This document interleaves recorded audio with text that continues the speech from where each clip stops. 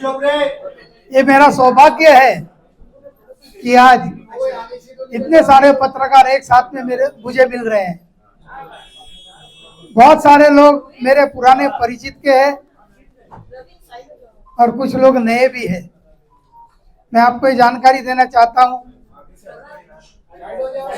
कि मैं मीरा भाईंदर महानगर पालिका में 2002 से 2017 तक नगर सेवक रह चुका हूं और अब की बार मैंने जनता के आशीर्वाद से 145 विधानसभा में इलेक्शन लड़ने की ठानी।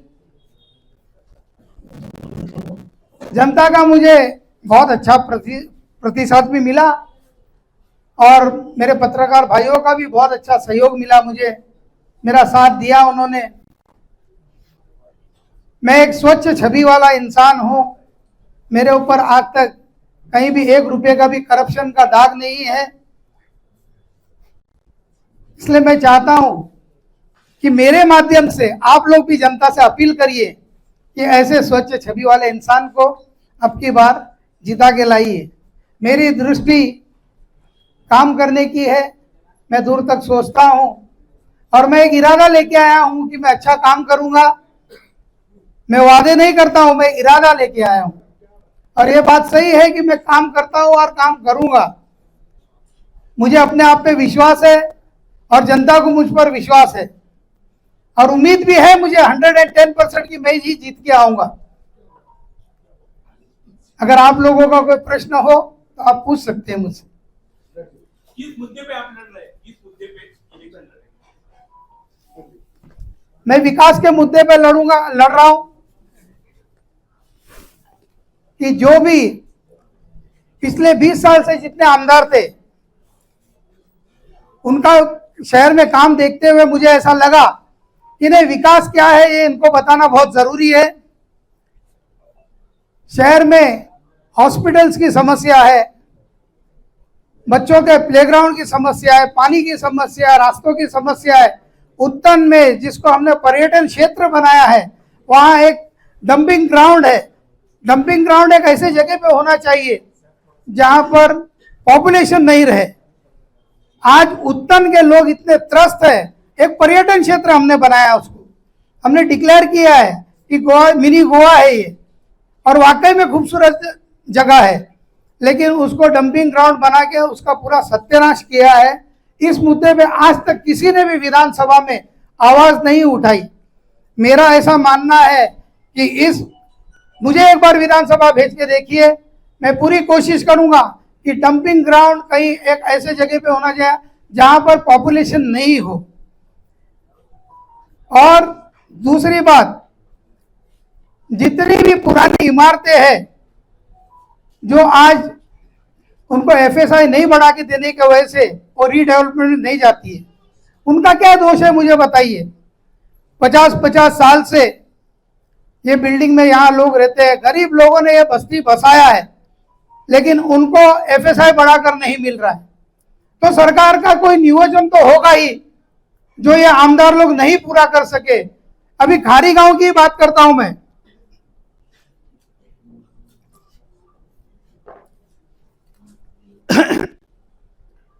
खारी गांव में एक लता बिल्डिंग थी, पिछले 15 साल पहले वो गिर चुकी थी।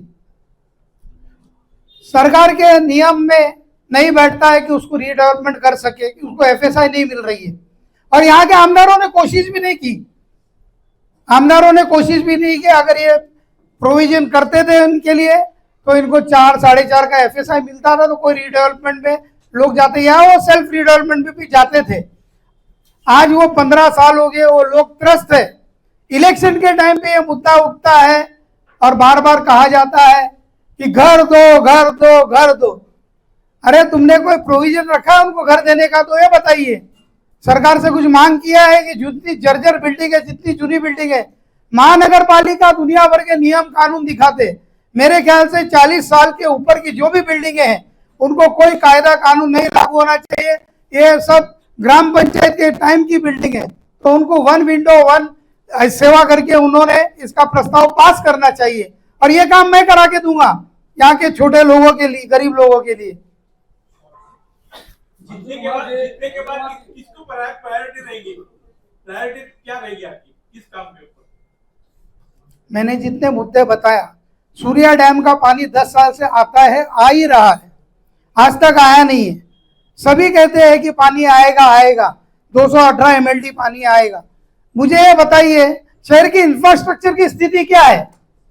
शहर की इंफ्रास्ट्रक्चर की स्थिति कोई बताएगा? इतने पत्रकार लोग बैठे है, इंफ्रास्ट्रक्चर की स्थिति सही है?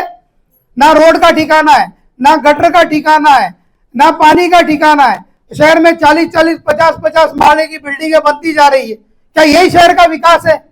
ये शहर का विकास है कि डेवलपरों का विकास है? मुझे ये बताइए कि आमदारों का विकास है? शहर में इंफ्रास्ट्रक्चर बहुत जरूरी है। जब तक इंफ्रास्ट्रक्चर डेवलप नहीं होगा तब तक शहर को डेवलप करने का कोई मकसद ही नहीं है। पर एक दिन अभी पीछे में कमिश्नर साहब ने एक ये निकाला कि मैं 4 माले वाली बिल्डिंग को ही पानी दूंगा, नया प्लान पास करूंगा 4 माले तक। 40 माले की बिल्डिंग पे टाउन प्लानिंग में पास होता है, कमिश्नर साहब ही उसमें साइन करते हैं और बोलेंगे 4 माले वाली बिल्डिंग में। अरे इतने नए नए बिल्डिंग बनाए हैं तो उनको पानी नहीं दे रहे हो, जूनी बिल्डिंग का पानी लेके उधर देते हो। अब आपको पानी के बारे में एक बात बताता हूं, हमारे पास 195 MLD पानी आता है, सही बात है। उसमें अगर 10% भी लीकेज पकड़ते हम लोग तो 17.5 MLD पानी आता है, 175 MLD पानी आता है, बरोबर है। हमारी शहर की पॉपुलेशन सेंसस क्या दिखाती है? 12 लाख। हमारी फ्लक्चुएटिंग पॉपुलेशन भी अगर 3 लाख हम पकड़े तो 15 लाख होता है। एक आदमी के ऊपर 100 लीटर भी पानी दे तो 17.5 लाख लोग पानी पीना चाहिए। जो हमारी 12 लाख लोगों को भी पानी नहीं मिलता है, उसका कारण क्या है? कि पानी बिकता है कहीं और, नई बिल्डिंग में पानी ट्रांसपोर्ट होता है। जब आपके पास प्रोविजन ही नहीं था पानी का तो नई बिल्डिंग के परमिशन क्यों दिए? क्या जरूरत थी आपको नए नए बिल्डिंग बनाने की? जूने लोगों को प्यासे रख के नए लोगों के लिए पानी भेजते हो और वो भी टैंकर माफिया के थ्रू भेजते हो, वो तो गलत बात है ना।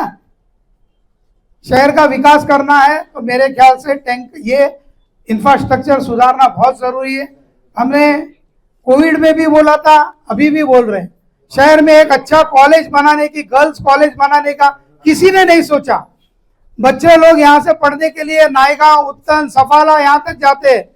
कोई आर्किटेक्चर कॉलेज वगैरह, कोई गर्ल्स कॉलेज, ऐसा कुछ भी नहीं है। शहर में हॉस्पिटल तो 2-2 है, शहर में 2-2 हॉस्पिटल्स तो है, लेकिन उस हॉस्पिटल्स में कोई भी चीज का नियोजन सही ढंग से नहीं है। मैटरनिटी की नियोजन नहीं है। आज इंदिरा गांधी हॉस्पिटल में भी आप चले जाओ, लड़कियां सीजरिंग करना है तो प्राइवेट हॉस्पिटल में ही कराना पड़ता है। और आप जानते हो मीरा भाईंदर के शहर में इसमें गरीब तबके के लोग बहुत ज़्यादा है, अपना मजबूरी में सीजरिंग का ऑपरेशन करने प्राइवेट में जाते, और डॉक्टर्स कितने काटते हैं ये आप सभी जानते हैं। पत्रकारों के पास भी कई लोगों का, बेचारों का फोन आता होगा कि साहब हमारा थोड़ा पैसा कम करवा दीजिए। हम लोगों के पास भी आता है, हम क्या कर सकते हैं? 10,000, 5,000, 15,000 उनका कम कर सकते हैं, लेकिन वो पहले ही 40%, 50% बढ़ा के देते, खुशी खुशी हमारी बात मान जाते। तो इसके लिए शहर में अच्छे अस्पताल की जरूरत है, अच्छे प्रोविजन होने चाहिए, अच्छे प्लेग्राउंड होना चाहिए, शहर का वातावरण अच्छा होना चाहिए, तब जाके शहर सुधरेगा। और उसके लिए एक स्वच्छ छवि वाला इंसान आपको चुन के लाने की जरूरत है, जो दूसरे आमदारों के ऐसा काम नहीं करे, वैसे इंसान को चुन के लाने की आपको जरूरत है। युवाओं के लिए आपका क्या विजन है सर? युवाओं के लिए क्या विजन है आपका? देखिए, युवाओं को नौकरी मिलना चाहिए। यहाँ के जो भूमिपुत्र है उनके बारे में थोड़ा बात करना चाहता हूँ। यहाँ के जो भूमिपुत्र है उनको नौकरी नहीं मिलती है। नौकरियां कहाँ से कहाँ की मिलती है? कॉन्ट्रैक्ट दिया जाता है, कॉन्ट्रैक्ट में उन लोगों को 2-2 लाख रुपए ऐसा मांगते हैं कॉन्ट्रैक्टर लोग, और उनको नौकरी दिया जाता है। वो भी लोग कहाँ के रहते हैं? सफाला के। यहाँ के लोगों को रखते हैं काम पे तो कचरे की गाड़ी पर। नगर पालिका में अगर कोई काम करता है तो 10-10, 12-12 साल, 15-15 साल, वो परमानेंट नहीं होता है। क्या कारण है उसका? यहाँ के लोगों ने कुछ गलती किया है क्या? ये बेचारे इनकी भूमि है, और ये भूमि ने सभी को बहुत आगे बढ़ाया। मैंने कोविड में भी सरकार से मांग किया था कि कम से कम सरकार ने एक ऐलान करना चाहिए कि भाई जो बच्चे लोग पढ़ते हैं तो उनको 4 महीने की फीस कम से कम कोविड में माफ होनी चाहिए थी, जो सरकार ने भी नहीं किया, ना ही यहाँ के आमदारों ने किया, क्योंकि इनके पास सबके बड़े बड़े स्कूल्स हैं। मैं ये सब बोलता हूं तो मेरे विरोधी बहुत बन जाएंगे, स्कूल्स वाले विरोधी बन जाएंगे मेरे, ये बात सही है। पांडे जी 145 जो है गुजराती, मारवाड़ी और उत्तर भारतीय बेस मतदाता है यहाँ पे। जब जब चुनाव आता है उत्तर भारतीयों को लॉलीपॉप दिया जाता है, तो आप इसके बारे में क्या कहेंगे कि कोई भी नेता फेरी वाले को नहीं चाहता, लेकिन बिना फेरी वाले के किसी की राजनीति भी नहीं चलती, इस पे आपका क्या कहना है? देखिए, उत्तर भारतीय गरीब लोग बहुत है जो फेरी वाले हैं। मैं एक बात आप लोगों को बता देता हूं कि बिगड़ फेरी वाले के आपका घर चलेगा क्या? जवाब दीजिए ना। अगर सब्जी हमको नहीं मिलेगी, हमको फ्रूट्स नहीं मिलेंगे, हमको दूध नहीं मिलेंगे, तो आपका घर चलेगा? पत्रकार महोदय जवाब दीजिए, आपका घर चलेगा क्या? तो फेरी वाले के लिए गाइडलाइन करना जरूरी है कि भाई बीच रास्ते पे ना बैठे, एक गाइडलाइन बनाया जाए। इतने हम दावा करते हमने इतने ये बनाए, क्या मार्केट्स बनाए, हमने इतने मार्केट्स बनाए, क्या वो मार्केट्स में हमने एक 2000 मेरे ख्याल से 3-4 में या 5 में हमने नगर पालिका को एक लेटर दिया था, जब भी तो कोई प्रोविजन ही नहीं था मार्केट का, तभी नगर सेवक के माध्यम से हमने दिया था कि जितनी भी बड़े बड़े गटर्स है, हमने स्लैब जो डलवाया था किरण नगर नाला, चिंतामणि नाला, उसके ऊपर एक मार्किंग किया था, और रेलवे के समांतर जो लाइन है उस पर एक डिमार्केशन किया था, भाई 4x5 का ये भाजी वाले लोग को यहाँ मार्किंग करके दो, उनके ऊपर टैक्स लगाओ और उनको एक परमानेंट जगह दे दो, ताकि ये बेचारे गरीब जब यहाँ से जाए भी गांव अपने छोड़ के तो कुछ ना कुछ अपने घर पर ले जाए। आज नगर पालिका में ऐसी स्थिति कर दिया है कि जिसकी लाठी उसी की भैंस, जो यहाँ के आमदार है उनके ही कॉन्ट्रैक्टर। शहर में कितने बाजी मार्केट बने, वो बाजी मार्केट दिया, उनको अलॉट किया है क्या? किसी को अलॉट नहीं किया, इनके कॉन्ट्रैक्टर उनको बिठा के उनसे पैसा वसूल करते। आप मेरे को बताओ कि अगर 90 रुपया पर डे का अगर लेंगे तो महीने का कितना हो गया? 9 तारीख 2700 रुपया हो गया। साल का कितना हो गया? कम से कम 20,000 रुपया तक होता है, 18,000। ये 18,000 के बदले उनको एक जगह दे दो ना, 18,000 लो लो, साल का टैक्स लगाओ उसके ऊपर, लेकिन उनको एक जगह परमानेंट दे दो ताकि वो बेचारे अपना धंधा करे। और बाहर जो बैठते हैं उनको फिर आप अपनी गाइडलाइन में बिठाइए। अंशु कुमार पांडे जी, अभी आपने बोला उत्तर डंपिंग ग्राउंड के बाद किसी ने उठाया नहीं, विधानसभा में 2 बार गीता जी ने मामले को उठाया। दूसरी बात मेरा ये है कि ये आपके जो मुद्दे हैं वो कहीं न कहीं विकास अघाड़ी के जैसे लग रहे हैं। ये भी सवाल उठ रहे हैं कि कहने कि आप उनके दूसरे कैंडिडेट के रूप में देखे जा रहे हैं। ये दोनों के सवाल का जवाब दीजिए। फिलहाल तो मैं किसी का कैंडिडेट नहीं हूं। हाँ, ये बात सही है कि मैं प्रयास कर रहा हूं, लेकिन मैं निर्दलीय लड़ूंगा, ये बात भी 200% सही है। मैं किसी का नाम नहीं लेना चाहता हूं। मैं अपने आप को ये सक्षम समझता हूं कि मैं काम करा सकता हूं। डंपिंग ग्राउंड का जिसने भी मुद्दा उठाया, क्यों नहीं हुआ, फिर सब अपनी अपनी दुकान चला रहे हैं तो चलने दीजिए अपनी दुकान। सर, पब्लिक भी अभी जान गई है कि भाई स्वच्छ छवि वाला एक इंसान चाहिए शहर को। और पिछले 5 साल में या 10 साल में या 15 साल में क्या काम हुआ है? कई लोग, जो जितने लोग ये सबसे पहले 2002 में चुन के आए, उसमें महापौर बने, उप महापौर बने, 2009 में आमदार बने, 2014 में आमदार बने, फिर 2017 में 6 में एमएलसी बने। आप लोगों ने देखा क्या विकास हुआ है? शहर की विकास होना चाहिए, शहर का विकास होना चाहिए। मुझे मैं एक बात बताइए, 1 मिनट, आपके हाउस टैक्स कितने बढ़ गए हो आपको पता है? आप पत्रकार हो तो आपके ऊपर भी लागू है वो हाउस टैक्स, ये भी ध्यान में रखिए। खाली अंशु कुमार पांडे या आम जनता पे नहीं है, आपके ऊपर भी है। कभी आप लोगों ने कोशिश किया कि भाई आमदारों को बोलिए, जिसकी सत्ता भाईंदर महानगर पालिका में, उसको बोलिए कि भाई 2-3 साल के अंदर आपने 38% हाउस टैक्स बढ़ाया, तो उसका कारण क्या है? आप अतिरिक्त पानी पुरवठा टैक्स ले रहे हो, आप स्ट्रीट टैक्स ले रहे हो, क्यों ले रहे हो? किस कारण से ले रहे हो? क्या आपकी महानगर पालिका टैक्स जमा करती है? हम लोग सरकार को इतना फंड देते हैं, आप लोग बोलते हैं हमने सरकार से इतना पैसा लाया, लोग दावा करते हैं हमने हजारों करोड़ रुपया लाया। अरे भाई, हजारों करोड़ रुपया लाया तो गया किधर?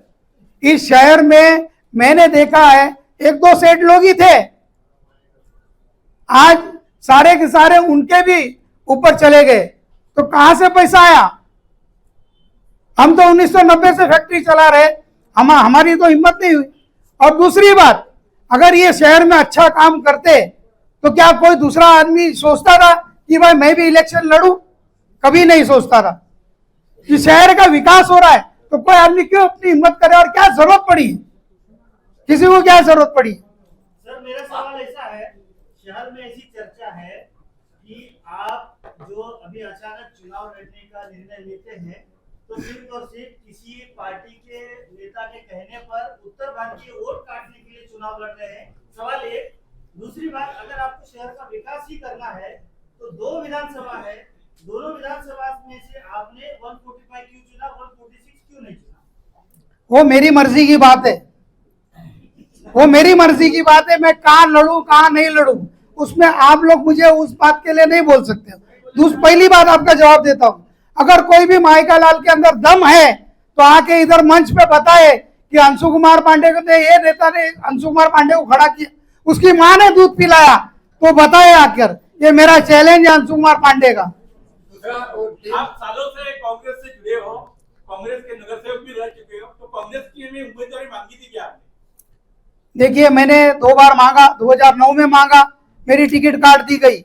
मुझे आगे बढ़ाया और मुझे टिकट काट दी गई। दिलीप देरेकर साहब को टिकट दिया जो 140 किलो के थे, वो लड़े भी हारे भी, और बाद में उसके बाद में वो बेचारे स्वर्गवासी भी हो गए। 2014 में मैंने मांगा टिकट, तो मुझे बोला गया उत्तर भारतीयों को, आप उत्तर भारतीय की बात करते ना 146 की, हमारे नेता ने हमको क्या बोला, उत्तर भारतीयों को टिकट देगा तो आगरी समाज नाराज होगा। क्यों आगरी समाज नाराज होगा? क्यों नाराज होगा? मैंने आगरी लोग की गाय चोरी की क्या? क्यों ना समाज नाराज होगा, मुझे बताइए। और मुझे टिकट नहीं दिया। 2014 में प्रभात ताई को जो है टिकट दिया। पांडे जी, मैं क्या बोलता हूँ, जिस तरह 2009 में आपका टिकट काटा गया, पहले आपको कहा जाता है आप लड़िए, फिर आपका टिकट काटा जाता है, इसमें कुछ आर्थिक व्यवहार कुछ था क्या फिर आपका टिकट काटा गया? सर, मुझे ये बात कुछ पता नहीं है। आर्थिक व्यवहार था, जिन्होंने मुझे टिकट नहीं दिया उनको जाके पूछिए। मैंने बोला मुझे टिकट नहीं दिया गया, उन्हीं को पूछ लीजिए आप लोग। अच्छा, अभी आपने बीच में उत्तर भारतीय भवन बनाने का दौर चला था, जो हमारे प्रताप शर्मा भी भवन बना रहे हैं, नरेंद्र मेहता भी बना रहे हैं, गीता जैन भी बना रही, बनाया किसी ने नहीं। उसी बीच में आपने ऐलान किया था मैं अपनी जमीन उत्तर भारतीय भवन के लिए दूंगा, उसका क्या हुआ? देखिए, वो सब हथेली पे चांद दिखाने वाले हैं, और हंसू पांडे जमीन से जुड़ा हुआ इंसान है, वो करके देगा। मेरी निजी जमीन है और मेरी वो कोई बड़ी जमीन नहीं है। मैं तो, ये लोग तो सरकार के रिजर्वेशन की बात कर रहे हैं, मैंने तो मेरी निजी जमीन है आरएनपी पार्क में, वो जमीन देने का फैसला किया। जो एक 85 लाख की जमीन है वो मैं हमारे समाज को देने के लिए ऐलान किया हूँ। लेकिन सर, उसका नारियल तो फोड़ देते आचार संहिता से पहले। मैं, देखिए, उसमें उस कंट्रोवर्सी में मैं नहीं जाना चाहता था। देखिए, लोग बोलते हैं मैं उत्तर भारतीय भवन बनाऊंगा, ये आपका प्रस्ताव कौन से साल का है राजू भाई? ये आपके आमदार का प्रस्ताव कौन से साल का है? 2019 का था। बात सुनिए पहले, 2019 में उन्होंने खड़े रह के बोला था मैं यहाँ उत्तर भारतीय भवन बनाऊंगी, और ये मैं लोगों यहाँ उत्तर भारतीयों के सामने बोलती हूँ। 5 साल बीत गए, भवन बना क्या? सुनिए ना, आप बीच में मत बोलिए, 1 मिनट। हाँ, 2019 में बना क्या? नहीं बना। 2019 से 24 बीत गए, अब आपने बोला हम महावीर भवन बनाएंगे। आप किसको किसको लुभाना चाहते हो? सिर्फ समाज के नाम पे ढोंग मत करिए, समाज को ठगिए मत। मेरा तो सीधा सीधा एक ही बात है कि भाई समाज को मत ठगिए, अपना काम करिए, विकास करके दिखाइए, ताकि दूसरा कोई आदमी आमदार का इलेक्शन लड़ने की हिम्मत ही नहीं कर सके। आपके जीतने की क्या रणनीति है और लोगों से क्या अपील करेंगे? मेरी रणनीति मैं बताता नहीं हूँ, मेरी रणनीति स्पष्ट है, मैं जीतूंगा इतना मुझे मालूम है।